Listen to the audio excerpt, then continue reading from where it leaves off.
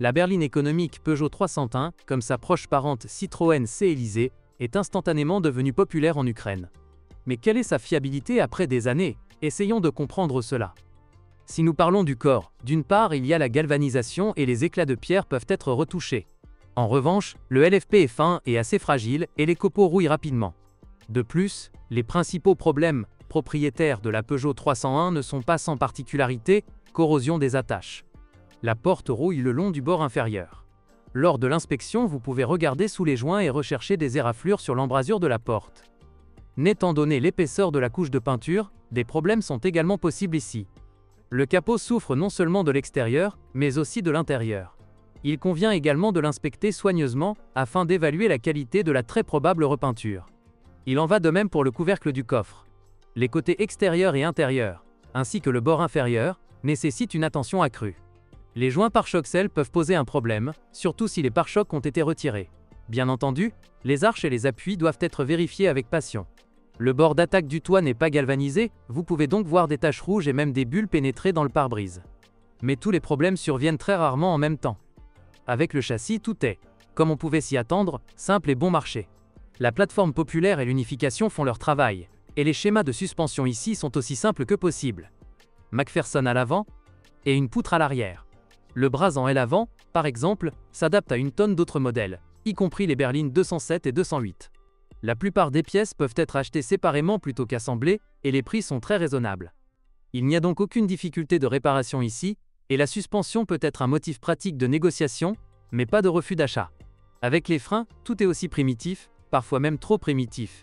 On retrouve des disques d'étrier flottants à un piston à l'avant avec des disques de 266 mm et des tambours à l'arrière. L'entretien des freins n'est pas cher du tout, sauf que les prix des disques de frein sont généralement trop élevés. La serviette est ici la plus simple, avec un entraînement par câble, il suffit donc de vérifier son fonctionnement, l'état des conduites et durites, ainsi que des disques et plaquettes, afin de marchander si nécessaire. Le volant présente un petit problème. Le fait est qu'au lieu de l'ancienne conception CPC, un amplificateur électrique plus économique monté sur un rail est utilisé ici. Il n'y a pratiquement pas d'ensemble ferroviaire non originaux et restaurés, et un nouvel original coûte un quart du prix de la voiture. Par conséquent, si un dysfonctionnement du moteur survient, il faudra le réparer ou le retrouver sur un chantier de démontage. Par conséquent, lors de l'inspection de la voiture, une attention particulière doit être portée à son fonctionnement. Le volant ne doit pas mordre, ni se contracter, et la force doit être stable et uniforme. Le choix des boîtes de vitesse dépend du moteur. Les boîtes de vitesse mécaniques à 5 vitesses des séries MA5 et BE4R sont des unités éprouvées qui ont été installées sur des modèles plus grands et plus lourds, tels que 307 et 407. Elles ne présentent pas d'inconvénients particuliers, ni de problèmes liés à l'âge lors du changement d'huile au moins une fois tous les 50 ans. 60 000 km apparaissent entre 250 et 300 000 km. Il s'agit de dysfonctionnements typiques tels que l'usure des roulements d'arbres, des synchroniseurs et également du mécanisme de commutation. D'ailleurs, ils peuvent apparaître avant 250 000. La transmission automatique de base est une unité à elle, 4 à 4 vitesses. Tout est connu depuis longtemps. Il est lent et peu fiable selon le programme d'entretien standard, mais il augmente sensiblement la durée de vie si vous installez un radiateur et un filtre externe et changez l'huile tous les 40 à 50 000 km. Dans des conditions aussi favorables, cela peut durer entre 200 et 250 000 km. De plus, elle est connue depuis longtemps de tous les spécialistes de la réparation de transmissions automatiques, et sa reconstruction est relativement peu coûteuse. 3 moteurs de berline ont été envoyés. La version de base est un 3 cylindres atmosphérique EB2 de 1,2 litres et 72 chevaux. Il s'agit d'une unité relativement moderne. La Peugeot 301 présente sa variante la plus simple, sans changement de calage des soupapes, sans suralimentation et avec injection distribuée conventionnelle. Certes, même dans ce cas, cela ne devient pas idéal. L'une des solutions les plus malheureuses est une courroie de distribution fonctionnant dans un bain d'huile. Sa ressource est courte, parfois seulement 40 à 50 000 km, pendant lesquels elle commence à se détériorer et obstrue l'huile avec des produits d'usure, obstruant le réservoir d'huile et usant la pompe. L'état de la courroie peut être évalué à travers le col de l'olive. Toute fissure ou délaminage justifie un remplacement immédiat. De plus, il y avait parfois des problèmes de destruction du catalyseur, dont la poussière entraînait des éraflures dans les cylindres et un appétit pour l'huile.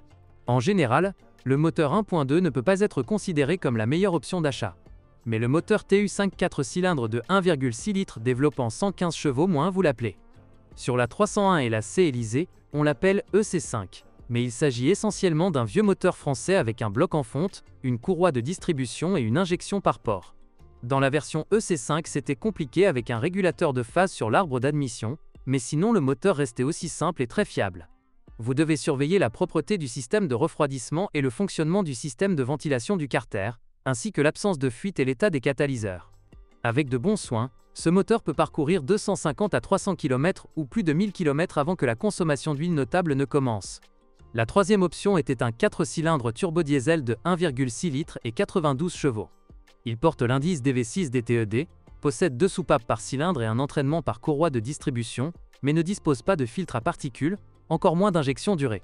En général, selon la description, le moteur diesel est presque idéal en termes de simplicité et de fiabilité, et en pratique il justifie pleinement ces hypothèses. La durée de vie du piston est stable, la courroie de distribution est fiable, et les dysfonctionnements potentiels sont fréquents pour un moteur diesel, suralimentation, équipement carburant et EGR.